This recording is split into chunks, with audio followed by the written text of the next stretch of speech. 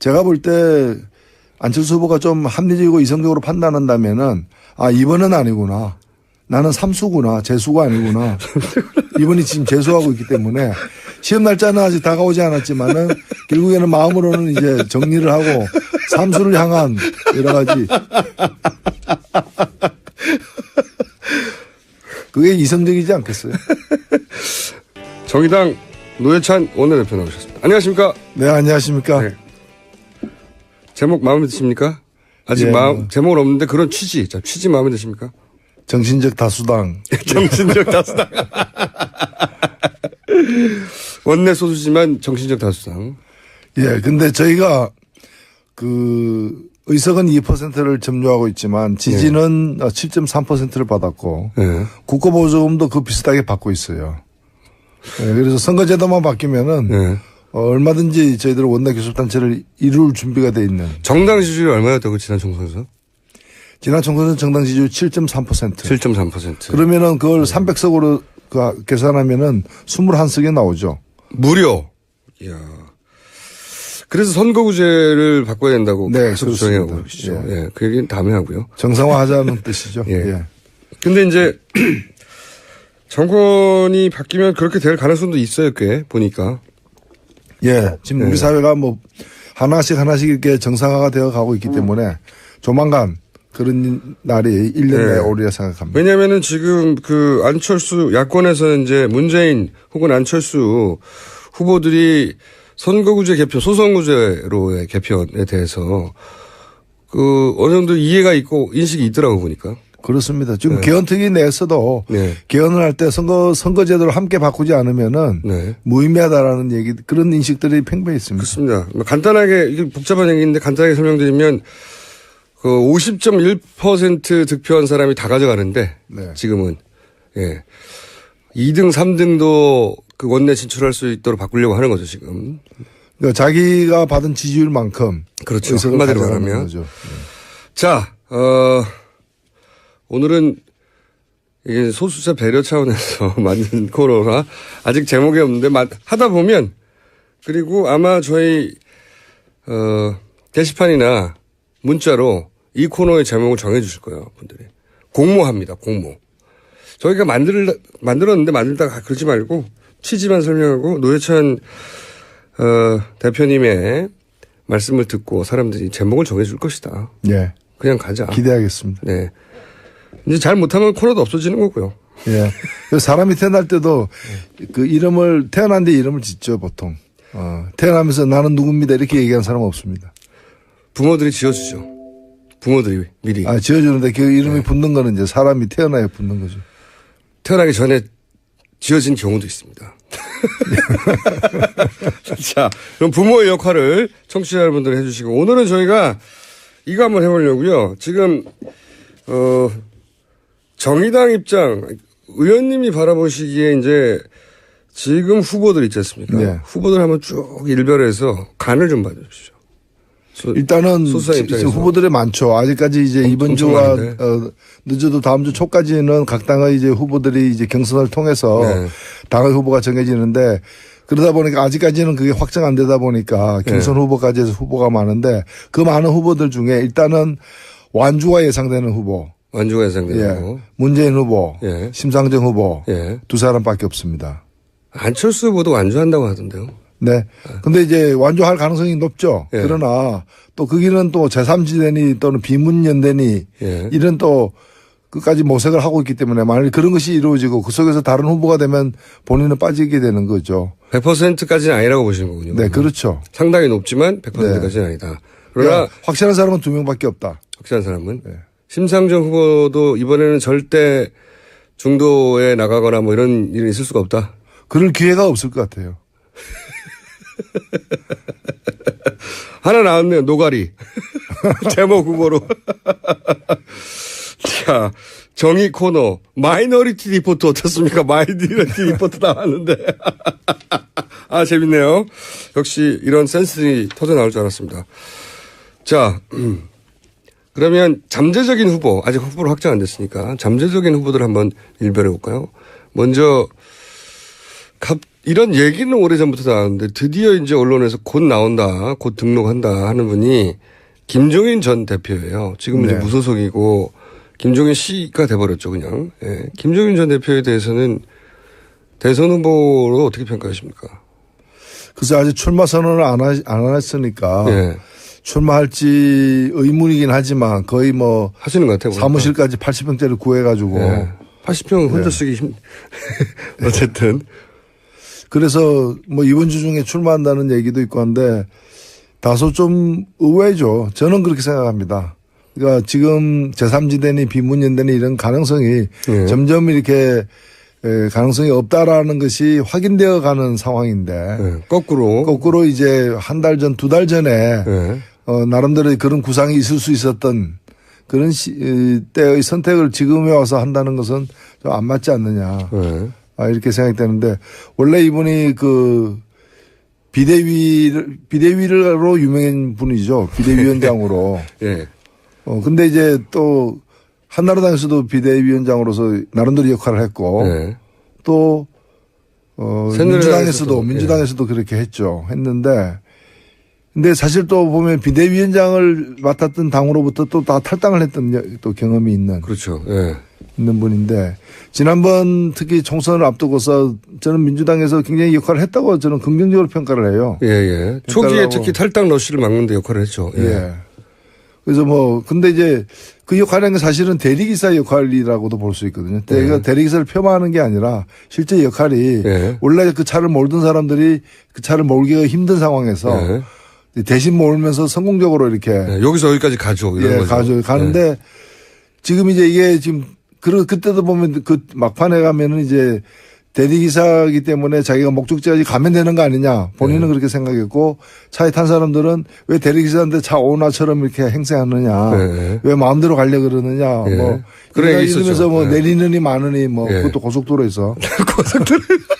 이제 뭐 나 이제 이러면 안 해. 뭐 내려. 뭐 이러다가 이제 결국에는 탈당까지 이제 하게 됐는데 지금은 본인이 직접 이제 또 대리기사가 이제 렌트카를 하겠다. 뭐 이렇게 차를 직접 이제 그렇죠. 자기 차를 갖다 몰겠다. 오나 드라이빙을 하겠다. 오나 드라이브처럼 이게 하겠다는 건데 제가 볼 때는 그 제3지대에 그 지금 제3지대로 갈 가능성이 있는 사람들은 많은데 거기서 이제 또 대선 후보로 인정받을 수 있는가 소집책은 될 수 있는데 거기서 이제 모두를 대표하는 주자가 될지는 대단히 좀 의문이고 가능성이 낮은 게 아닌가 이렇게 보이죠. 본인도 그거를 알지 않을까요? 설마 지금 보면 자유한국당의 후보, 바른정당의 후보 그리고 김종인 전 대표 최소한 이 그 셋의 어떤 연대 같은 거는 논의가 되는 것 같은데 그렇게 하더라도 다른 둘은 정당이 있고요.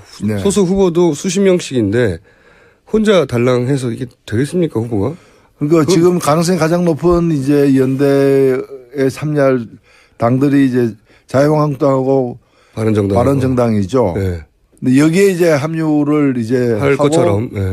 또 이걸 또 풍성하게 하기 위해서 이제 정운찬 전 총리까지 데리고 와서 그럴 수는 있겠죠. 근데 그렇게 해봤자 사실은 뭐 가능성이 후보가 될 가능성이 그렇게 높지 않은 것 같은데 그죠? 후보가 될 가능성도 적고 또 설사 후보가 된다 한들 여기서 한 10% 돌파하냐 마냐의 그런 후보일 텐데 그 전체를 아우르는 비문 어떤 연대가 성사되기는 어렵지 않겠습니까? 근데 제가 이제 궁금한 건 그겁니다. 그런 전망들을 다들 하는데 근데 왜 굳이 김종인 전 대표는 이렇게 뭐랄까요? 미랄이잖아요. 미랄. 좋은 말로 해서 하나를 미랄이 되겠다고. 미끄럼이 되는 것이고 좋은 말로 하면. 앞에서 바람을 잡아주는 역할을 하게 되는 것이고 점점 나쁘게 얘기하면. 페이스메이커 이상되기 어려울 것 같은데 본인이 그렇게 생각 안 하나 봅니다. 그죠? 정치인도 그렇게 생각 안 하잖아요. 보통. 지지율이 낮아도 본인이 들어가면. 예, 뭐 정치인들이 다 그런 건 아니겠지만은 대개 보면은 한 15% 정도 지지를 얻으면은 그 길거리에서 마주치는 사람 중 2명 중에 1명은 아는 체 하거든요. 15%만 돼도. 그리고 대개 보면 그 2명 중에 1명이 아는 체하고 아는 체 하는 사람 2명 중에 1명은 웃으면서 아는 체 하고. 그렇게 되면 이제 굉장한 이제 좀 자치 현정에 빠질 수도 있죠. 착실까요? 혹시 이렇게 연대한 다음에 이제 개헌을 하면 본인한테 총리의 기회가 올 것이다. 이렇게 생각하시는 걸까요? 구상이 뭘까요? 글쎄요. 뭐 개헌이 지금 이제 개헌이 가능하지가 않죠. 대선 전 개헌은. 대선 후에라도 그런 입지를 만들어 두는 건가요? 계산이 잘 이해가 안 갑니다. 저는. 이 계산이. 지금 이건 제가 볼 때는 수학으로 풀 수 있는 문제는 아니고 뭐 병리학이라거나 예, 뭐 그런 어떤 의학 이렇게 접근해야 될 문제가 아니겠습니까? 직접 들어가야 될 것 같습니다. 아무래도 이분의 계산은. 자, 그러면 이제 자유한국당도 한번 봐야죠. 자유한국당의 홍준표 도지사는 토론에서 많이 만난 상대 아닙니까? 예, 아마 제가 가장 많이 토론했던 상대일 것입니다. 예. 홍준표 도지사도 토론을 잘하시죠. 예. 토론을 잘하시죠. 예, 업계에서는 그렇게 얘기하죠. 예, 업계에서는. 홍준표 도지사에 대해서는 대선 후보로 어떻게 평가하십니까? 예. 그 홍준표 지사가 대선 후보로 나왔다는 것 자체가 그 당이 망했다는 거죠. 사실은. 그건 망한 당이죠, 뭐. 예. 정상적으로 나올 후보가 없으니까 이제 그렇게 나오는 거죠. 그리고 현역 도지사이고 또 지금 재판받는 중이고 그런데 그 보궐선거의 가능성까지 없애면서 나오겠다라는 거고 그러니까 지금 도민에 대해서 도리도 아니라고 생각됩니다. 그리고 경상남도 도민들은 그 무상급식 철폐한 문제라거나 여러 가지 진주의료원을 폐지한 문제라 등등 해가지고 경남의 수치로 생각하고 있습니다. 그것도 그거를 지지하는 보수적인 유권자도 있긴 있습니다. 물론 경남에. 뭐 과거보다는 많이 적죠. 예. 홍준표 도지사의 경쟁력은 어디에 있다고 보십니까? 어쨌든 경쟁력이 있으니까 많은 분들 중에 자유한국당에서 유력 후보 구도로 지금 부상한 거 아니겠습니까? 그 상대적 경쟁력인데 그 지금 정상적인 후보가 없지 않습니까? 예. 말을 너무 막 하시네. 노회찬의 막말 이런 코너로. 아니 막말이 아니라 어제는 뭐 그 사실 많은 유력 후보들이 사라졌죠 중간에. 그렇죠. 네. 그리고 그게 지금 어찌 보면 박근혜 대통령이 지금 자유한국당 당원입니다. 맞습니다. 아직도 출당이 안 됐어요. 그 당원이 일국의 대통령으로서 탄핵을 당했고요. 이제 구속영장이 청구가 된 사람입니다.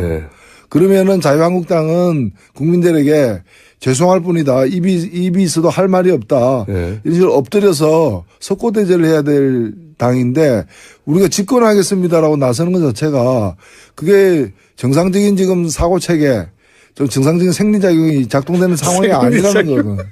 예. 그 다른 당은 몰라도 이 당만큼은 후보를 내면 안 되는 그 국민에 대한 도리죠 그게. 오늘 갑자기 빵빵 터뜨리시네. 정상적인 생리작용이 안 된다. 노모 씨 어떻습니까? 노모 씨. 자비라는 없다. 노회찬의 노모 씨. 그러면 홍준표 후보 개인의 경쟁력, 대선 후보가 아니라 의원으로서 많이 토론에 방송에서 많이 만나셨잖아요. 진짜. 예, 많이 했죠. 예. 서로 많이 다투셨잖아요. 예. 예. 그때 그 후보로서 그 의원 개인의 자질로는 어떻게 보십니까? 아니요, 저는 뭐 국회의원으로서는. 예, 국회의원으로서는. 충분히 있을 수 있다. 예. 생각되고, 나름대로 뭐 역할을 갖다가 한 적은 없지만. 역할을 할 수도 있다.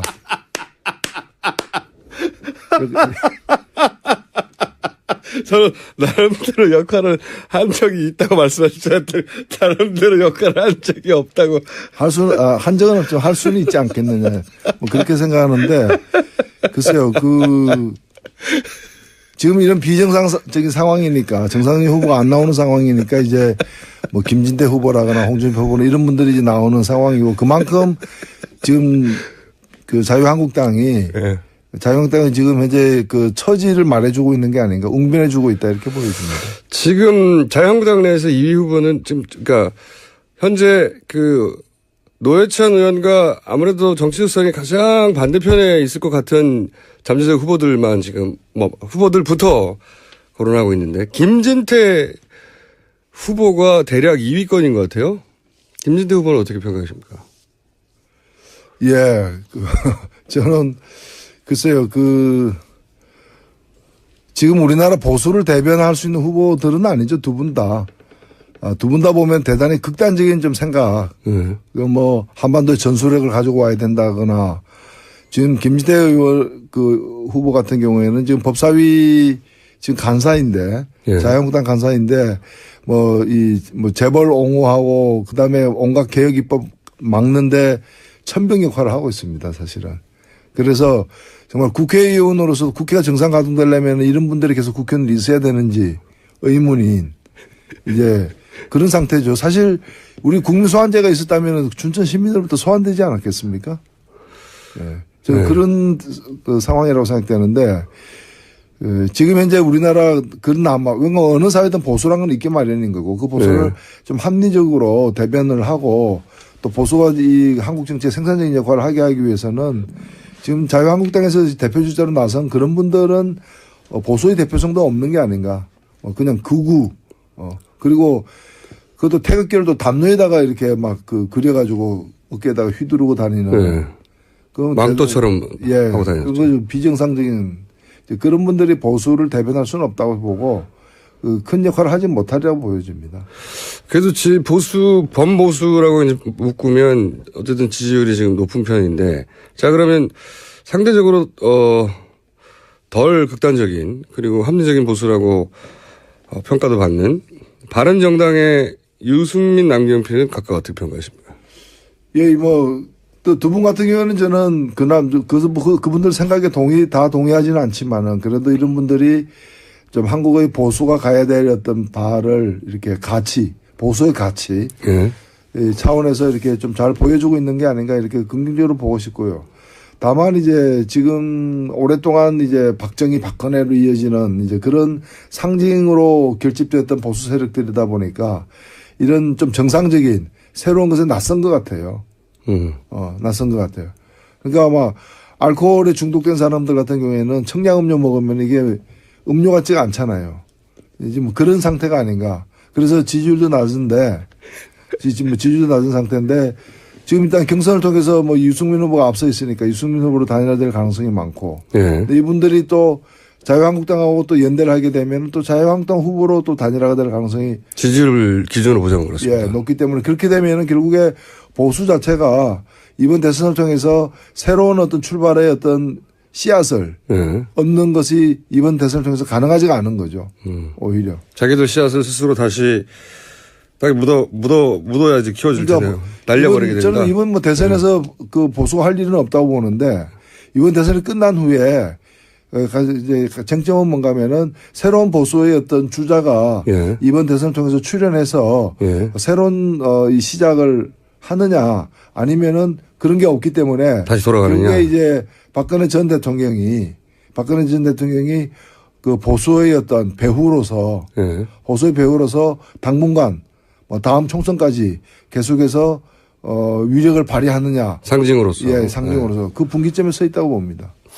만약에 지금처럼 뭐 홍준표 예를 들어서 유력한 홍준표 각 당에서 제일 유력한 홍준표 유승민 후보가 단일화를 하고 만약에 지금 지지율대로 홍준표 도지사가 범보수의 후보가 된다. 그리고 뭐 여기에 김종인 전 대표 끼든 해서 그래서 그 그룹이 보수를 대표하게 되면 다시 새누리당 시절로 돌아갈 거다 이렇게 보시는 거군요. 당연하죠. 예.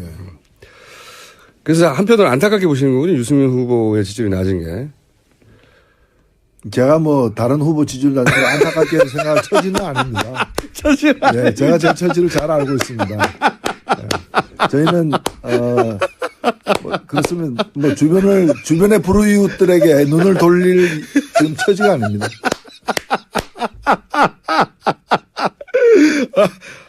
제가 의원님하고 참 방송도 많이 하고 또 인터뷰도 많이 했는데 오늘 제일 빵빵 터지는 것 같습니다. 네, 이제는 후보도 아니고 후보는 심상정 후보 따로 있고. 네. 저는 자유인입니다. 후보가 아니기 때문에 속에 있는 말씀을 그냥 막 던지시는데 네. 남들을 챙길 처지가 못 되고 있다. 자, 그러면 상대적으로 조금 더 가까운 쪽 이제 그 다음으로 가까운 쪽이 이제 국민의당 안철수 손학규 후보는 각각 한 번씩 짚어주시면요. 예, 일단 뭐 안철수 후보가 국민의당 후보로 예. 힘있게 그 선출될 가능성이 높아지고 있죠. 그렇죠. 그렇게 예. 굳어질 것 같습니다. 뭐 이변은 일어나지 않을 것 같고. 그럴 가능성이 낮아지고 예. 있습니다. 점점 더. 네. 그런데 후보에 대한 평가는 어떠십니까? 안철수 후보에 대한 평가, 뭐 그리고 이제 글쎄요. 뭐 안철수 후보는 지금 이제 자신의 그 예측대로 되어 가고 있다라고 얘기하는데. 예. 그 제가 볼 때 뭐 그 말은 맞는 것 같고 이번 주까지는. 예, 이번 주까지는. 다음 주부터는 좀 아닐 수 있겠다. 이렇게 보여지는데. 예. 결국에 그 문재인 후보와 1대1 구도로 예. 이렇게 형성되고 거기서 이제 비문의 어떤 대표 주자로서 이제 문을 꺾을 수 있는 가능성이 있는 후보로 이제 등극하겠다라는 포부인데 뭐 본인이 그런 희망과 계획을 갖고 있는 거야 뭐 탓할 수 없는 거지만은 현재로서는 그럴 가능성이 좀 적지 않은가. 근데 그게 되려면은 몇 가지가 이제 조건이 필요한데 하나는 자유한국당, 그러니까 자유한국당과 바른정당의 단일 후보와 다시 또 연대하는. 그렇죠. 그래서 거기서 본인이 후보가 돼야 되는 거죠. 본인이 후보가 돼야 되는데. 되는데. 1대1 구도가 되겠죠. 그 연대가 이루어지려면은 그런 지금 그 연대에 대해서 국민의당 안철수 후보 자신부터 시작해서 예. 그 한편으로는 필요하지만 한편으로는 꺼려지는 측면이 있거든요. 예, 그렇죠. 그건 자유한국당도 마찬가지고요. 예. 근데 이 모든 걸 뛰어넘으려면은 그렇게 하면 이긴다. 예. 그렇게 하면 이길 수 있다라는 어떤 징조가 보여야 되는데 예. 여론조사를 통해서 그런 징조가 과연 남은 4월 15일 이전에 그런 게 과연 보일 가능성이 현재는 낮다고 봐야죠. 너무 시간이 없어가지고요. 예. 큰 변화가. 저는 시간이 있다해도 마찬가지라 보는데 예. 그런 가능성이 저기가 합해도 지는데 그 합하기 어려운 사람들끼리 합하려고 하겠는가. 예. 그리고 이제 국민의당이 기반한 호남의 정서가 과연 자유한국당의 후보와 연대를 두겠는가 하는 우려도 있죠. 예. 그래서 결국에는 제가 볼 때 안철수 후보가 좀 합리적이고 이성적으로 판단한다면은 아, 이번은 아니구나. 나는 삼수구나. 재수가 아니구나. 이번이 지금 재수하고 있기 때문에 시험 날짜는 아직 다가오지 않았지만은 결국에는 마음으로는 이제 정리를 하고 삼수를 향한 여러 가지. 그게 이성적이지 않겠어요? 코너 제목 중에 적십자 하나 나왔습니다. 적십자. 적십자. 저희가 대선 후보들이 출연했을 때 정도의 문자가 지금 나오고 있습니다. 대선 후보 나와야지 이렇게 쏟아지거든요. 네. 근데 대선 후보도 아닌 자유인이 대신 노회찬 의원 등장하시고 문자가 아주 폭주하고 있습니다. 불우이웃 돕기라는 거죠, 적십자는. 거기서 연결된 겁니다. 예. 불우이웃을 도울 처지가 안 되는데 그래도 불우이웃을 도우라고 적십자 코너명 주신 분도 있고. 자, 그래도 손학규 후보도 한마디 하고 가셔야죠. 예, 뭐 안타깝죠, 저는. 안타깝죠. 저 개인적으로도 좀 잘 아는 분이고. 예. 예, 또 제가 뭐 근데 그 사실은 헌법이 고쳐지지 않는 한 출마하지 않겠다. 예. 헌법을 고쳐서 제7공화국 시대가 출범해야 된다. 사실 제7공화국이라는 용어는 제가 제일 먼저 썼던. 예, 맞습니다. 과거에 이제. 그런데. 오래됐죠. 예. 예. 뭐 그 저작권이 중요한 게 아니라 헌법이 고쳐지고 새로운 체제가 출발하지 않으면 안 한다는 얘기는 이번 대선에는 출마 안 한다는 말씀이었는데. 그렇죠. 근데 출마했다는 거죠. 저는 애초에 그 어떤 선언, 약속이 지켜졌어야 했다.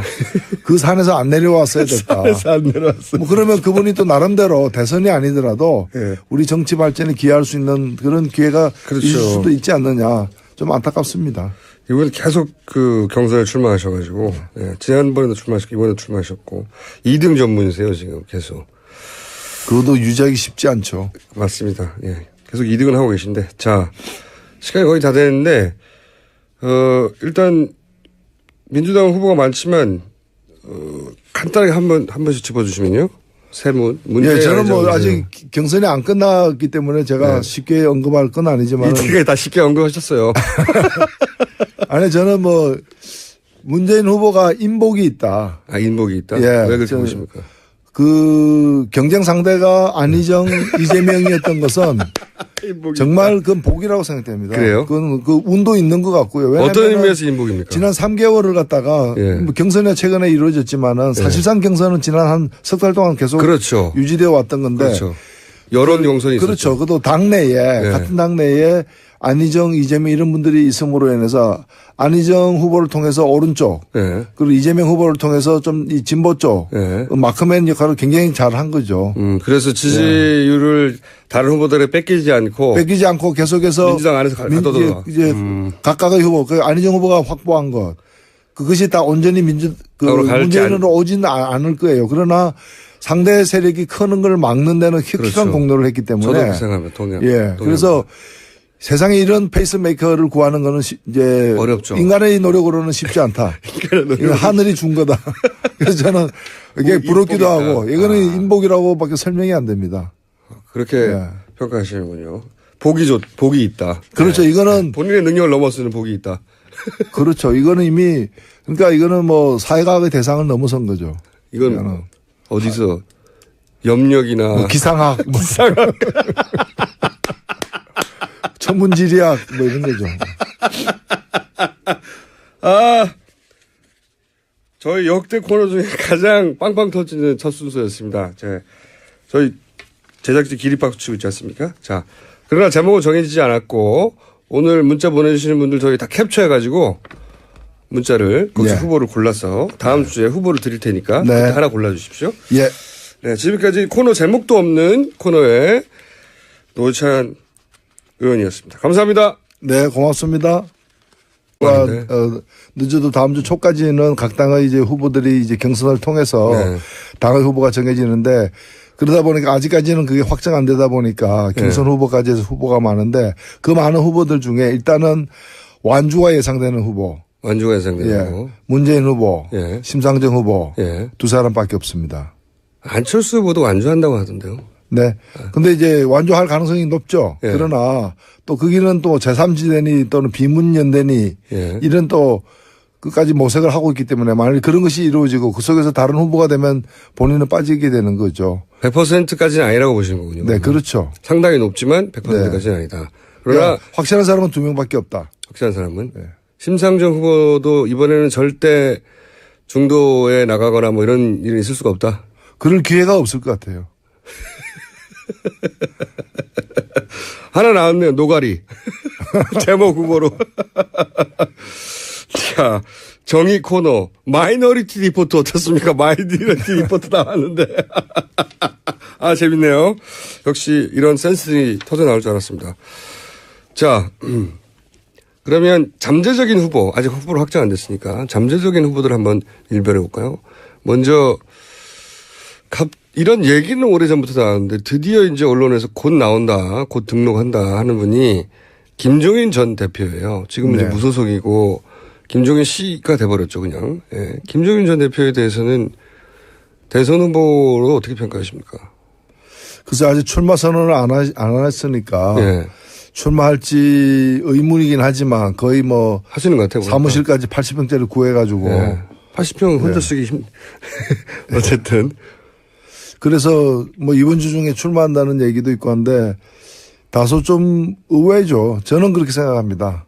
그러니까 지금 제3지대니 비문연대니 이런 가능성이 점점 이렇게 가능성이 없다라는 것이 확인되어 가는 상황인데 거꾸로 이제 한 달 전, 두 달 전에 나름대로 그런 구상이 있을 수 있었던 그런 때의 선택을 지금에 와서 한다는 것은 좀 안 맞지 않느냐. 이렇게 생각되는데 원래 이분이 그 비대위로 유명한 분이죠. 비대위원장으로. 근데 이제 또 한나라당에서도 비대위원장으로서 나름대로 역할을 했고 또 민주당에서도 그렇게 했는데 근데 사실 또 보면 비대위원장을 맡았던 당으로부터 또 다 탈당을 했던 또 경험이 있는. 그렇죠. 있는 분인데 지난번 특히 총선을 앞두고서 저는 민주당에서 굉장히 역할을 했다고 저는 긍정적으로 평가를 해요. 초기에 특히 탈당 러시를 막는 데 역할을 했죠. 그래서 뭐 근데 이제 그 역할은 사실은 대리기사 역할이라고도 볼 수 있거든요. 대리기사를 폄하하는 게 아니라 실제 역할이 원래 그 차를 몰던 사람들이 그 차를 몰기가 힘든 상황에서 대신 몰면서 성공적으로 이렇게 여기서 여기까지 가죠. 가는데 지금 이제 이게 지금 그때도 보면 그 막판에 가면은 이제 대리기사이기 때문에 자기가 목적지까지 가면 되는 거 아니냐. 본인은 그렇게 생각했고 차에 탄 사람들은 왜 대리기사한테 차 오나처럼 이렇게 행세하느냐. 왜 마음대로 가려고 그러느냐. 뭐. 그래, 이러면서 뭐 내리느니 마느니 뭐 그것도 고속도로에서. 고속도로. 이제 뭐 나 이제 이러면 안 해. 뭐 내려. 뭐 이러다가 이제 결국에는 탈당까지 이제 하게 됐는데 지금은 본인이 직접 이제 또 대리기사가 이제 렌트카를 하겠다. 뭐 이렇게 차를 직접 이제 그렇죠. 자기 차를 갖다 몰겠다. 오나 드라이빙을 하겠다. 오나 드라이버처럼 이게 하겠다는 건데 제가 볼 때는 그 제3지대에 지금 제3지대로 갈 가능성이 있는 사람들은 많은데 거기서 이제 또 대선 후보로 인정받을 수 있는가 소집책은 될 수 있는데 거기서 이제 모두를 대표하는 주자가 될지는 대단히 좀 의문이고 가능성이 낮은 게 아닌가 이렇게 보입니다. 본인도 그거를 알지 않을까요? 설마? 지금 보면 자유한국당의 후보, 바른정당의 후보, 그리고 김종인 전 대표, 최소한 그 셋의 어떤 연대 같은 거는 논의가 되는 것 같은데 그렇게 하더라도 다른 둘은 정당이 있고요. 소수 후보도 수십 명씩인데 혼자 달랑해서 이게 되겠습니까, 후보가? 그러니까 지금 가능성이 가장 높은 이제 연대에 참여할 당들이 이제 자유한국당하고 바른정당이죠. 근데 여기에 이제 합류를 이제 할 하고 것처럼. 또 이걸 또 풍성하게 하기 위해서 이제 정운찬 전 총리까지 데리고 와서 그럴 수는 있겠죠. 근데 그렇게 해봤자 사실은 뭐 가능성이 후보가 될 가능성이 그렇게 높지 않은 것 같은데 그죠? 후보가 될 가능성도 적고 또 설사 후보가 된다 한들 여기서 한 10% 돌파하냐 마냐의 그런 후보일 텐데 그 전체를 아우르는 비문 어떤 연대가 성사되기는 어렵지 않겠습니까? 근데 제가 이제 궁금한 건 그겁니다. 그런 전망들을 다들 하는데 근데 어느 정도 이해가 있고 인식이 있더라고 보니까. 그렇습니다. 지금 개헌특위 내에서도 개헌을 할 때 선거제도를 함께 바꾸지 않으면은 무의미하다라는 얘기 그런 인식들이 팽배해 있습니다. 그렇습니다. 간단하게 이게 복잡한 얘기인데 간단하게 설명드리면 그 50.1% 득표한 사람이 다 가져가는데 지금은 2등, 3등도 그 원내 진출할 수 있도록 바꾸려고 하는 거죠 지금. 그러니까 자기가 받은 지지율만큼 그렇죠. 한마디로 말하면. 자, 오늘은 이게 소수자 배려 차원에서 만든 코너가 아직 제목이 없는데 하다 보면 그리고 아마 저희 게시판이나 문자로 이 코너의 제목을 정해 주실 거예요, 분들이. 공모합니다, 공모. 저희가 만들었는데 만들다가 그러지 말고 취지만 설명하고 노회찬 대표님의 말씀을 듣고 사람들이 제목을 정해 줄 것이다. 그냥 가자. 기대하겠습니다. 이제 잘 못하면 코너도 없어지는 거고요. 사람이 태어날 때도 그 태어난 데 이름을 짓죠, 보통. 태어나면서 나는 누굽니다 이렇게 얘기하는 사람은 없습니다. 부모들이 지어주죠. 부모들이 미리. 지어주는데 그 이름이 붙는 거는 이제 사람이 태어나야 붙는 거죠. 태어나기 전에 지어진 경우도 있습니다. 자, 그럼 부모의 역할을 청취자 여러분들 해주시고 오늘은 저희가 이거 한번 해보려고요. 지금 정의당 입장 의원님이 바라보시기에 이제 지금 후보들 있지 않습니까? 후보들 한번 쭉 일별해서 간을 좀 봐주십시오. 일단은 후보들이 많죠. 아직까지 이제 이번 주 제가 볼 때 안철수 후보가 좀 합리적이고 이성적으로 판단한다면은 이번은 아니구나. 나는 삼수구나. 재수가 아니구나. 이번이 지금 재수하고 있기 때문에 시험 날짜는 아직 다가오지 않았지만은 결국에는 마음으로는 이제 정리를 하고 삼수를 향한 여러 가지. 그게 이성적이지 않겠어요? 정의당 노회찬 원내대표 나오셨습니다. 안녕하십니까? 네, 안녕하십니까? 제목 마음에 드십니까? 아직 제목은 없는데 그런 취지 마음에 드십니까? 정신적 다수당. 정신적 다수당. 원내 소수지만 정신적 다수당.